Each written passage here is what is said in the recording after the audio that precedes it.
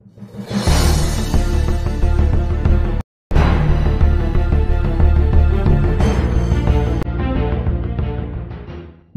fakta Bangsa Batak keturunan bangsa Israel yang hilang. Menurut Kamus Umum Bahasa Indonesia, Batak mempunyai arti adalah petualang, pengembara. Sedang membatak berarti berpetualang, pergi mengembara. Walaupun demikian, orang Batak dikenali dengan sikap dan tindakannya yang khas, yaitu terbuka, keras dan apa adanya. Seperti yang diungkapkan oleh seorang antropolog dan juga pendeta dari Belanda, Profesor Van Berben, dan diperkuat oleh Prof. I. Romi, guru besar di UI, Universitas IN 782 Indonesia, bahwa tradisi etnik Tapanuli, Batak Toba, sangat mirip dengan tradisi bangsa Israel kuno. Pendapat itu didasarkan atas alasan yang kuat setelah membandingkan tradisi orang Tapanuli dengan catatan-catatan tradisi Israel dalam Alkitab yang terdapat pada sebahagian besar kitab Perjanjian Lama, dan juga dengan catatan-catatan sejarah budaya lainnya di luar Alkitab. Beberapa di antara kesamaan tradisi Batak Toba dengan tradisi Israel kuno adalah sebagai berikut. 1. Pemeliharaan silsilah, tarombo dan marga. Semua orang Tapanuli, terutama laki-laki, dituntut harus mengetahui garis silsilahnya. Demikian pentingnya silsilah, sehingga siapa yang tidak mengetahui garis keturunan kakek moyangnya hingga pada dirinya dianggap nalilu, tidak tahu asal-usul, yang merupakan cacat kepribadian yang besar. Bangsa Israel kuno juga memandang silsilah sebagai sesuatu yang sangat penting. Alkitab, sejak Perjanjian Lama hingga Perjanjian Baru sangat banyak memuat silsilah, terutama silsilah dari mereka yang menjadi figur penting, termasuk silsilah Yesus Kristus yang ditelusuri dari pihak bapa angkatnya Yusuf, yang keturunan Daud dan pihak ibunya, Maria. Tarombo adalah silsilah, asal-usul menurut garis keturunan ayah. Dengan tarombo seorang Batak mengetahui posisinya dalam marga. 2. Perkimpoyan yang berpariban. Ada perkimpoyan antar sepupu yang diizinkan oleh masyarakat Batak, tapi tidak sembarang hubungan sepupu.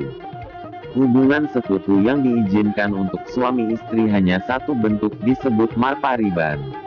Cukup repot menerangkan hal ini dalam bahasa Indonesia karena bahasa ini tidak cukup kaya mengakomodasi sebutan hubungan perkerabatan dalam bahasa Batak. Yang menjadi pariban bagi laki-laki ialah buruni tulang atau anak perempuan dari saudara laki-laki ibu. Sedangkan yang menjadi pariban bagi seorang gadis ialah anak ninamburu atau anak laki-laki dari saudara perempuan bapa. Mari kita bandingkan dengan Alkitab. Pada kitab Kejadian, Yakub menikah dengan paribannya, anak perempuan Laban yaitu Lea dan Rahel. Laban adalah tulang dari Yakub, saudara laki-laki dari Ribka, ibu dari Yakub. Di dunia ini sepanjang yang diketahui hanya orang Israel kuno dan orang Batak yang sekarang memegang tradisi hubungan perkimpoyan seperti itu. 3. Pola alam semesta. Orang Batak membagi 3 besar pola alam semesta, yaitu Banua Ginjang, alam surgawi, Banua Tonga, alam dimensi kita, dan Banua Toru, alam maut. Bangsa Israel kuno juga membagi alam dengan pola yang sama. 4. Kredibilitas. Sebelum terkontaminasi dengan racun-racun pikiran zaman modern, setiap orang Batak, terutama orang tua, cukup menitipkan sebuah tempat siri, salapa atau gajut, ataupun sehelai ulos, sebatang tongkat, atau apa yang ada pada dirinya sebagai surat jaminan hutang pada pihak yang mempiutangkan, ataupun jaminan janji pada orang yang diberi janji. Walaupun nilai ekonomis barang jaminan bisa saja sangat rendah, tetapi barang tersebut adalah manifestasi dari martabat penitip, dan harus menebusnya suatu hari dengan merealisasikan pembayaran hutang ataupun janjinya. Budaya Israel kuno juga demikian. 5. Hierarki dalam pertalian semarga. Dalam budaya Batak, Jika seorang perempuan menjadi janda, maka laki-laki yang paling pantas untuk menikahinya ialah dari garis keturunan terdekat dari mendiang suaminya. Ini dimaksudkan agar keturunan perempuan tersebut dari suami yang pertama tetap linear dengan garis keturunan dari suami yang kedua. Misalnya, seorang janda dari Simanjuntak sepatutnya menikah lagi adik laki-laki mendiang. Dalam tradisi Israel kuno, kita dapat membaca kisah janda Rut dan Boas. Boas masih satu marga dengan mendiang suami Rut, Kilion. Boas ingin menikahi Rut, tapi ditinjau dari kedekatannya menurut garis silsilah, Boas bukan pihak yang paling berhak. Oleh sebab itu dia mengumpulkan semua kerabat yang paling dekat dari mendiang suami Rut, dan mengutarakan maksudnya. Dia akan mengurungkan niatnya jika ada salah satu di antara mereka yang mau menggunakan hak adatnya, mulai dari pihak yang paling dekat hubungan keluarganya hingga yang paling jauh sebelum tiba pada urutan Boas sendiri. Ya, Mardaka dosa luhut, Marnata dona sumolhot. 6. Vulgarisme. Setiap orang dapat marah, tetapi caci maki dalam kemarahan berbeda-beda pada tiap-tiap etnik. Suku-suku di Indonesia ini umumnya mengeluarkan makian dengan serapah, anjing, babi, sapi, kurang ajar, dan lain-lain. Pada suku Batak makian seperti itu juga ada, tetapi ada satu yang spesifik. Dalam sumpah serapahnya seorang Batak tak jarang memungut sehelai daun, atau ranting kecil, atau apa saja yang dapat diremuk dengan mudah. Maka sambil merobek daun atau mematahkan ranting yang dipungut atau dicabik dari pohon dan dia mengeluarkan sumpah serapahnya. Sai diri pason debata maau songon on molo sohudege, hubasbas, huripason ho anon. Terjemahannya kira-kira begini. Beginilah kiranya Tuhan menghukum aku kalau kamu tidak kuinjak, kulibas, kuhabisi. Robeknya daun atau patahnya ranting dimaksudkan sebagai simbol kehancuran seterunya. Orang-orang Israel kuno juga sangat terbiasa dengan sumpah serapah yang melibatkan Tuhan di dalamnya. Vulgarisme seperti ini terdapat banyak dalam kitab Perjanjian Lama, di antaranya serapah Daud pada Nabal, 1 Sam 25. Perhatikan ayat 22 yang persis sama dengan sumpah serapah orang Batak. 7. Nuh dan Bukit Ararat. Ada beberapa etnik di dunia ini yang mempunyai kisah banjir besar yang mirip dengan air bah di zaman Nuh. Tiap etnik berbeda alur ceritanya tetapi polanya serupa. Etnik Tapanuli juga punya kisah tentang air bah, tentu saja formatnya berbeda dengan kisah Alkitab. Apabila orang-orang yang sudah uzur ditanya tentang asal-usul suku Batak, mereka akan menceritakan mitos turun-temurun yang mengisahkan kakek moyang orang Batak diyakini Mapul Taksian dulu di puncak bukit Pusuk Buhit. Pusuk Buhit adalah sebuah gunung tunggal yang tertinggi di Tapanuli Utara, di pinggiran Danau Toba. Pusuk Buhit sendiri artinya adalah puncak gunung. Pusuk Buhit tidak ditumbuhi pohon, jelasnya tidak ada bambu di sana.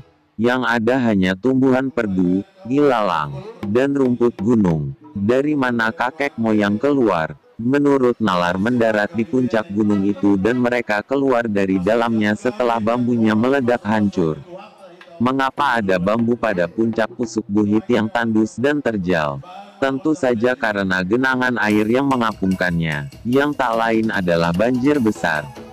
Dapat dipahami mengapa jalan cerita menjadi seperti itu, karena setelah ribuan tahun terpisah dari induk bangsanya, narasi jadi berbeda. Bahtera Nuh berubah menjadi sebentuk perahu bambu berbentuk pipa yang kedua ujungnya ditutup, dan Bukit Ararat berubah menjadi Pusuk Buhit. 8. Mangokal Holi atau ekshumasi, pemindahan tulang belulang. Bagi orang Tapanuli, penggalian tulang belulang ekshumasi dari kerabat yang masih satu dalam garis silsilah dan dikuburkan di daerah lain adalah praktek yang sangat umum hingga sekarang. Sering alasannya hanya untuk kepuasan batin belaka walaupun biayanya sangat mahal karena termasuk dalam kategori perhelatan besar. Pada bangsa Israel kuno hal semacam adalah kebiasaan umum. Sejarah sekuler menuturkan bahwa tulang belulang Yusuf dibawa dari Mesir ketika bangsa ini keluar dari sana. Juga dalam kitab lain dalam Perjanjian Lama, sekelompok masyarakat berniat memindahkan tulang belulang dari satu pekuburan, walaupun kemudian dihalangi oleh seorang nabi. 9. Peratap atau ratapan adalah wajar bagi jika satu keluarga menangis di sekeliling anggota keluarga, kerabat yang meninggal dan terbujur kaku. Mereka menangisi orang mati, dan seseorang meratapinya. Meratap berbeda dengan menangis.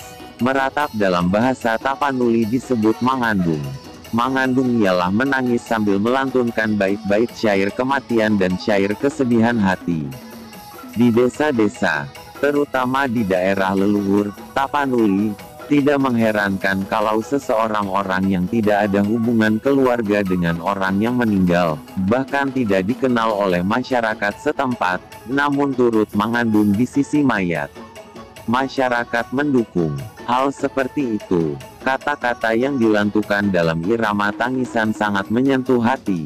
Tak jarang pihak keluarga dari si mati memberi pasinapuran, angpau, kalau si peratap tersebut pintar, sekedar menunjukkan rasa terima kasih.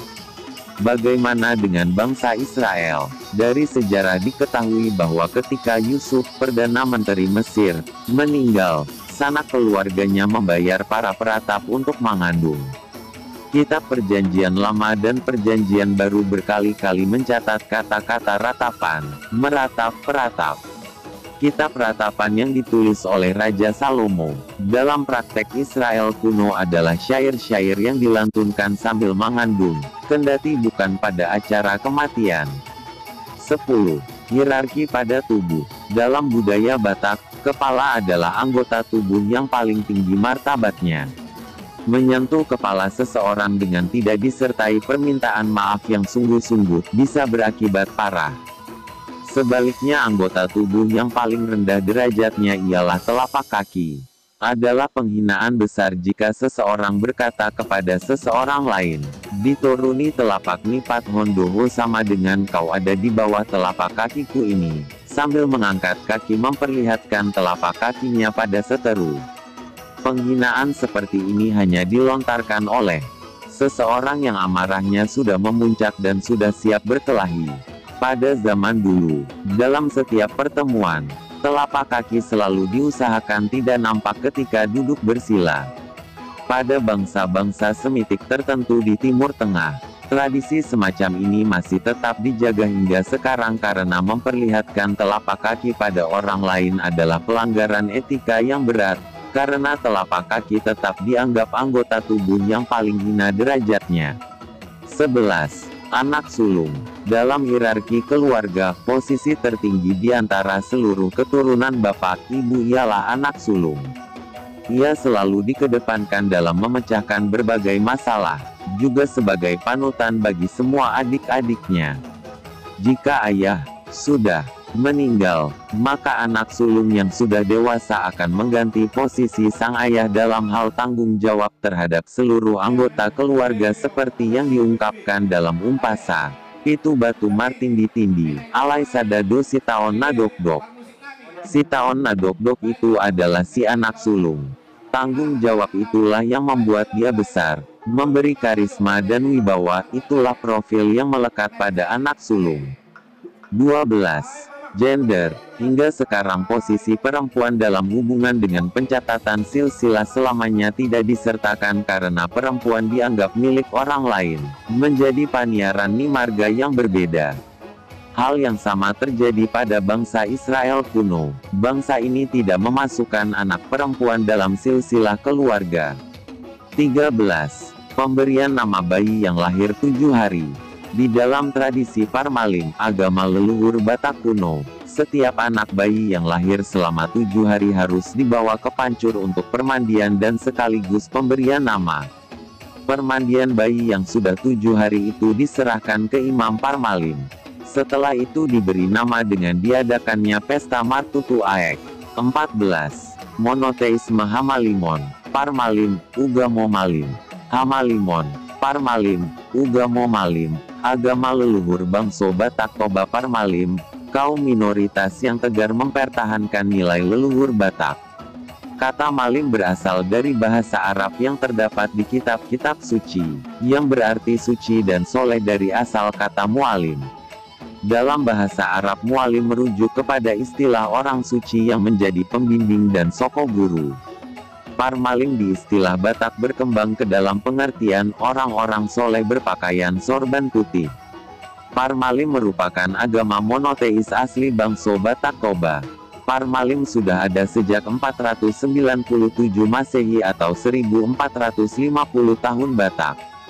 Tuhan menurut Hamalimon Parmalim, Ugamo, agama, Malim. Ugamo Malim menyebut Tuhan adalah mula jadi Nabolon, awal mula yang besar. Mula jadi Nabolon adalah Tuhan yang Maha Esa yang tidak bermula dan tidak berujung. Bahwa mula jadi Nabolon atau Tuhan itu wujud atau ada, tetapi tidak dapat dilihat. Dia tidak bermula dan tidak mempunyai ujung. Dia adalah mutlak absolut, Maha Esa, Maha Kuasa, Maha Agung dan tidak dapat dibandingkan. Dia dekat dan jauh dari alam ciptaannya. Dia adalah kuasa yang menghukum dan kuasa mengampuni, kuasa kasih dan kuasa murka. Demikianlah sifat-sifat mula jadi Nabolon, Tuhan yang satu bersadarkan Ugamo Malim. Dalam Injil Perjanjian Lama, menceritakan Raja Salomo dikenal dengan Nabi Sulaiman, memerintahkan rakyatnya melakukan perdagangan dan membeli rempah-rempah hingga ke Ofir. Ofir patut diduga adalah Barus di Tapanuli. Perkiraan itu punya jejak spiritual berbentuk kepercayaan monoteisme. Misalnya Ugamo Parmalim yang menjadi agama asli etnis Batak, meyakini Tuhan yang Maha Esa dengan sebutan Opung mula jadi Nabolon, Parmalim atau Ugamo Malim. Selain itu, sekelompok penyebar ajaran Kristen Nestorian dari Persia yakni Iran, yang menjejakkan kakinya di Barus. Kelompok itu diperkirakan datang sekitar tahun 600-an Masehi dan mendirikan gereja pertama di desa Pancuran Barus. 16. Ibadah Parmalim. Dalam melaksanakan ibadah, Parmalim melaksanakan upacara atau ritual patikni Ugamo Malim untuk mengetahui kesalahan dan dosa, serta memohon ampun dari Tuhan yang Maha Esa yang diikuti dengan bergiat melaksanakan kebaikan dan penghayatan semua aturan Ugamo Malim. 17. Ibadah setiap hari Sabtu, Samisara Marari Sabtu. Dalam ritual Ugamo Parmalim sendiri, terdapat beberapa aturan dan larangan. Selain mengikuti 5 butir patikni Ugamo Malim, 5 titah Ugamo Malim, juga terdapat berbagai kewajiban lainnya seperti Marari Sabtu atau ibadah rutin yang diadakan setiap Sabtu. Dalam menjelang hari Sabtu, pengikut Parmalim dilarang bekerja atau melakukan kegiatan apapun. Penganut Parmalim melakukan ucapan syukur pada setiap hari Sabtu. 18. Larangan makan babi, anjing, binatang liar, dan darah. Adapun larangan yang hingga kini masih tetap dipertahankan diantaranya adalah larangan untuk memakan daging babi dan darah hewan seperti yang lazim bagi umat Kristen. Memakan daging babi atau darah dianggap tidak malim, suci, di hadapan debata. Padahal dalam ajaran Parmalim sendiri dikatakan, jika ingin menghaturkan pujian kepada